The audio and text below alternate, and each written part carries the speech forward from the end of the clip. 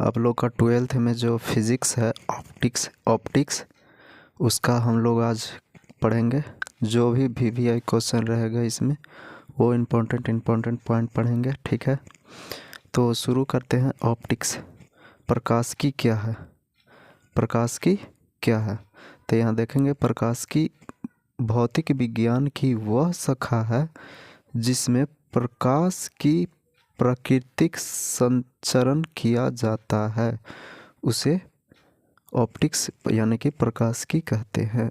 प्रकाशिकी को दो वर्गों में वर्गीकृत किया गया है, यानी कि प्रकाशिकी को जो है दो भागों में बांटा गया है, किरण प्रकाशिकी, तरंग प्रकाशिकी। तो यहाँ देखेंगे किरण प्रकाशिकी कहते हैं किसको, वो हम देख लेंगे। किरण प्रकाशिकी यानी कि रे ऑप्टिक्स। किरण प्रकाशिकी का वह भाग है जिसमें किरण आरेख के द्वारा प्रकाश के परावर्तन, अपवर्तन एवं प्रतिबिंब बनने की व्याख्या की जाती है, उसे किरण प्रकाशिकी कहते हैं। अगला है, दो भागों में बांटा गया था, पहला हम लोग देख लिए, आप लोग स्क्रीनशॉट ले लीजिएगा, ठीक है। दूसरा है तरंग प्रकाशिकी वेव ऑप्टिक्स। तरंग प्रकाशिकी का वह भाग है जिसमें प्रकाश के परावर्तन, अपवर्तन, व्यतिकरण, विवर्तन एवं ध्रुवण की व्याख्या तरंग सिद्धांत द्वारा किया जाता है।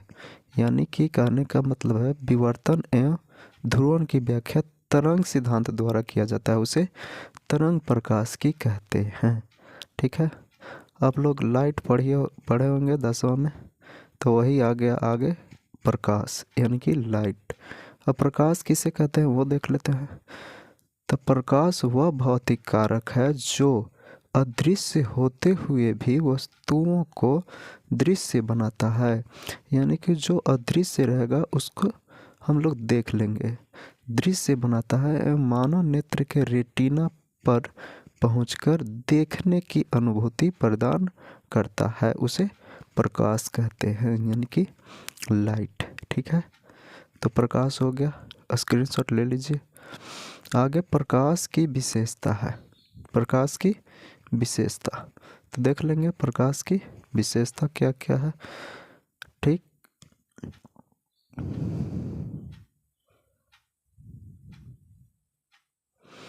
प्रकाश की निम्नलिखित विशेषताएं हैं। पहला पॉइंट, प्रकाश ऊर्जा का एक रूप है जो सीधी रेखाओं में गमन करती है, यानी कि प्रकाश जो है वैसे सीधी रेखा में गमन करती है, ऐसे, ठीक है। प्रकाश सीधी रेखा में गमन करती है।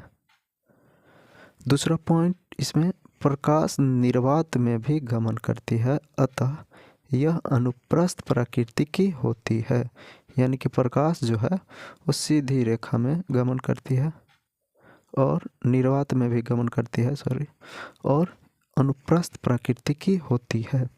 तीसरा पॉइंट, प्रकाश एक विद्युत चुम्बकीय तरंग है। प्रकाश क्या है? एक विद्युत चुम्बकीय तरंग है। चौथा पॉइंट आप लोग देखिए, इसमें चौथा थोड़ा सा ऊपर कर देते हैं। चौथा पॉइंट, समांगी माध्यम में प्रकाश की चाल समान होती है, परंतु माध्यम की प्रकृति बदलने से प्रकाश की चाल भी परिवर्तित हो जाती है। यानी कहने का मतलब है कि अगर समान में चल रहा है वो निर्वात में तो समान होगा, अगर उसको हम कांच से गुजारते हैं प्रकाश को अदर, तो वो थोड़ा सा धीमा हो पड़ जाएगा। तो ये हुआ चौथा पॉइंट। पांचवा पॉइंट में लास्ट पॉइंट देख लीजिए क्या कह रहा है। माध्यम के परिवर्तन होने पर भी प्रकाश की आवृत्ति भी अपरिवर्तित रहती है, यानी कि माध्यम के परिवर्तन होने पर भी प्रकाश की आवृत्ति भी अपरिवर्तित रहता है। पूरा के स्क्रीनशॉट ले लीजिए, ठीक है। इतना ही आ रहा, ऊपर जो है वो निम्नलिखित विशेषताएं हैं, स्क्रीनशॉट ले लीजिएगा। आगे हम देखते हैं तीसरा का है प्रकाशिकीय माध्यम। क्या है? प्रकाशीय माध्यम, प्रकाशीय माध्यम। ऑप्टिकल मीडियम, प्रकाश स्रोत एवं नेत्र के बीच स्थित वह चीज जिससे प्रकाश, जिससे है यहाँ स है ऐसे, जिससे प्रकाश संतृप्त होते हुए हमारी आंखों तक, संतृप्त का मतलब है फैलते हुए, ठीक, पहुंचती है, आंखों तक पहुंचती है, तो उसे प्रकाशीय माध्यम कहा जाता है। जैसे हवा, जल, कांच आदि से फैलकर हमारे आंखों तक पहुंचता है, उसे प्रकाशीय माध्यम कहते हैं। ठीक है, स्क्रीनशॉट ले लीजिए। बहुत ही सब भी यही है, पूछता है। ठीक है, ब्रह्मा का है। ठीक, आगे देखिए, प्रकाश का परिवर्तन, रिफ्लेक्शन ऑफ लाइट, इसको इंग्लिश में बोलते हैं।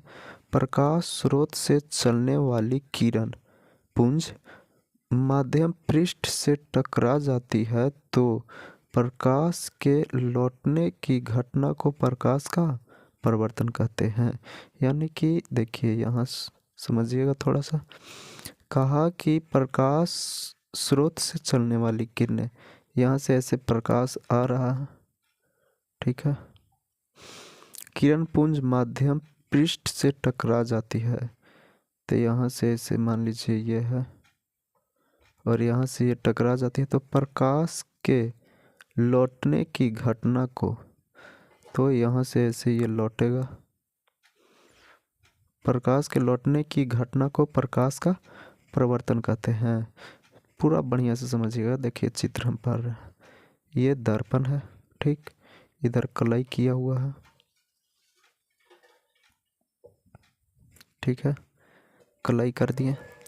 अब यहाँ इसका ये प्रधान अक्ष है, ठीक, अब इसके ऊपर से यहाँ से ऐसे प्रकाश आ रहा, ठीक है, तो ये दर्पण से टकरा गया, टकराने के बाद इधर से अब ये लौटेगा ऐसे ऐसे, ठीक है, तो इसी को हम क्या कहते हैं, प्रकाश के परिवर्तन के, रिफ्लेक्शन ऑफ लाइट हो गया।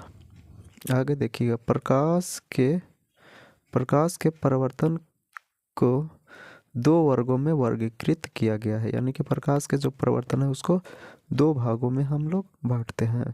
पहला कौन है, प्रकाश का नियमित परिवर्तन, यानी कि रिफ्लेक्शन ऑफ रेगुलर लाइट, प्रकाश का नियमित परिवर्तन। जब इसको किसे कैसे कहेंगे, जब परिवर्तन की क्रिया चिकनी सतह से होती है तो उस परिवर्तन को नियमित परिवर्तन कहा जाता है। इस परिवर्तन के द्वारा ही किसी वस्तु का प्रतिबिंब बनता है। यानी कि चिकनी सतह से कुछ टकराता है प्रकाश, तो तभी ये जो है प्रतिबिंब बनता है। देखिए इसका ये चित्र है, ये इसका ऊपर वाला जो है वो चिकना है, नीचे ये कलई किया हुआ है। अब यहाँ से प्रकाश ऐसे आ रहा है और दर्पण से टकराने के बाद ऐसे ये चला जा रहा है, जिसके कारण ये प्रतिबिंब बनता है। दूसरा जो नियम है इसका वो देखिएगा, प्रकाश का अनियमित परिवर्तन, अनियमित, रिफ्लेक्शन ऑफ इनरेगुलर लाइट। जब परिवर्तन की क्रिया रूखड़ी सतह, यानी कि इसमें जो है ये नीचे वाला उसका ये वाला भाग घिसा हुआ है, यानी कि रूखड़ है, रूखड़ी सतह से होती है तो उस परिवर्तन को प्रकाश का अनियमित परिवर्तन कहा जाता है। इस परिवर्तन के द्वारा किसी वस्तु का प्रतिबिंब नहीं बनता है। यानी कि जब प्रकाश रूखड़ी सतह से टकराता है तो उसका प्रतिबिंब नहीं बनता। देखिए यहाँ से ऐसे प्रकाश आ रहा है, फिर यहाँ से ऐसे लौट जा रहा है, यहाँ से आ रहा है, यहाँ लौट जा रहा है, यहाँ से लौट जा रहा है। तो कहने का मतलब इसका यह हुआ कि इसमें प्रकाश यहाँ से आ रहा है पर किधर भी लौट जा रहा है, इधर लौट गया, ये वाला इधर लौट गया। तो इसका कोई निश्चित सीमा नहीं है कि ये प्रकाश परिवर्तन के बाद किधर जाएगा। ठीक है, आगे देखिए 5वां पॉइंट, तो इसका पूरा देख लीजिए, स्क्रीनशॉट ले लीजिएगा। ठीक है। प्रकाश के परिवर्तन के नियम है आगे, प्रकाश के परिवर्तन के नियम। तो प्रकाश के परिवर्तन के दो नियम होते हैं। Law of reflection of light, प्रकाश के परिवर्तन के कितने नियम? दो नियम, ठीक है। तो देख लेते हैं दोनों नियम। पहला नियम इसमें क्या कहता है? आपतित किरण, परावर्तित किरण एवं आपतन बिंदु पर डाला गया अभिलंब तीनों एक ही तलों में होते हैं। यानी आप लोग ये 10th 10वां क्लास में भी पढ़े होंगे कि आपतित किरण यानी इधर से प्रकाश आ रहा है, परावर्तित किरण यानी इधर से प्रकाश जा रहा है, ठीक। एवं आपतन बिंदु यानी कि यहाँ से बीच में जो रेखा है उसके या जहाँ मिल रहा है वो आपतन बिंदु पर डाला गया अभिलंब तीनों एक ही तल में यानी कि तीनों एक ही दिशा में होता है। दूसरा पॉइंट इसमें क्या कहता है? दूसरा नियम, आपतन कोण हमेशा परावर्तन कोण के बराबर होते हैं। यानी कि जो प्रकाश आ रहा आपतन कोण, कोण यानी कि देखिए चित्र से समझिएगा, ये आपतन कोण है आने वाला प्रकाश, ये परिवर्तन कोण है जाने वाला प्रकाश। तो ये दोनों का जो है वो परिवर्तन कोण बराबर होता है। ये जो दोनों कोण है वो हमेशा दोनों ये बराबर रहेगा। यहाँ से यहाँ के बीच की दूरी और यहाँ से यहाँ के बीच के दूरी दोनों बराबर होता है। तो इसका ये ड्राइंग है, दोनों नियम इसी में है। तो ये चित्र पढ़ लीजिएगा, ठीक है। अब आगे आ गया कि दर्पण। दर्पण किसे कहते हैं? दर्पण, मिरर, इसको इंग्लिश में बोलते हैं मिरर। वैसा पदार्थ जिसका एक भाग कलई किया हुआ हो एवं दूसरा भाग परावर्तक सतह हो तथा प्रकाश के नियमित परिवर्तन के नियमों का पालन करता हो, उस पदार्थ को ही दर्पण कहा जाता है। दर्पण को मुख्यतः 3 वर्गों में वर्गीकृत किया गया है। यानी कि दर्पण को जो है 3 भागों में बांटा गया है। कौन कौन है तीनों भाग? देख लेते हैं यहाँ से कि कौन कौन दर्पण के 3 भाग होते हैं। आप लोग 10वां में पढ़े होंगे 2 ही, कि समतल दर्पण और गोलीय दर्पण। लेकिन यहाँ 12वां में यानी कि 12th क्लास में पढ़ना है एक परावलयिक दर्पण, परावलयिक दर्पण, ठीक है। तो देख लेते हैं बारी बारी से तीनों दर्पण को। पहले आ गया समतल दर्पण यानी कि प्लेन मिरर, इसको इंग्लिश में बोलते हैं प्लेन मिरर, जो हमारे घर में यूज होते हैं, ठीक। वैसा दर्पण जिसका परावर्तक सतह समतल हो उस दर्पण को समतल दर्पण कहते हैं। यानी कि जिसमें हम लोग चेहरा देखते हैं वो समतल दर्पण है। इस इधर कलई किया हुआ रहता है एक साइड प्लेन रहता है, ठीक है। तो ये हो गया समतल दर्पण। दूसरा है, दूसरा बाद में पढ़ेंगे, पहले इसका जो है विशेषता पढ़ लेते हैं कि समतल दर्पण की क्या क्या विशेषता है, इसमें क्या क्या होते हैं। समतल दर्पण के द्वारा बना प्रतिबिंब हमेशा आभासी और सीधा होता है। देखिएगा दर्पण में, समतल दर्पण में कि हमेशा आभासी और सीधा प्रतिबिंब बनता है। प्रतिबिंब का आकार वस्तु के आकार के बराबर होता है। यानी कि जैसा आपका आकार रहेगा वैसा ही दर्पण में दिखाई देगा। तीसरा पॉइंट देखिए क्या है। तीसरा पॉइंट, प्रतिबिंब दूरी वस्तु दूरी के बराबर होता है। यानी कि जितना आप दूरी पर रहेंगे प्रतिबिंब उतना ही दूरी पर बनेगा। समतल दर्पण में पार्श्विक उत्कर्ण या पास परिवर्तन की क्रिया होती है। यानी कि इसका मतलब है समतल दर्पण में पार्श्विक उत्कर्ण या पास परिवर्तन की क्रिया होती है। 5वां पॉइंट इसमें है। 5वां पॉइंट देख लीजिए आगे कि आपतित किरण को नियत रखते हुए दर्पण को थीटा डिग्री से, ऐसे थीटा है, थीटा कोण से घुमाया जाता है तो परिवर्तित किरण 2 थीटा कोण से घूम जाता है। यानी कि हम इसको थीटा डिग्री से घुमाएंगे थीटा कोण से तो ये 2 थीटा से घूमेगा, ठीक है। ये आगे सिद्ध भी करना है, ठीक।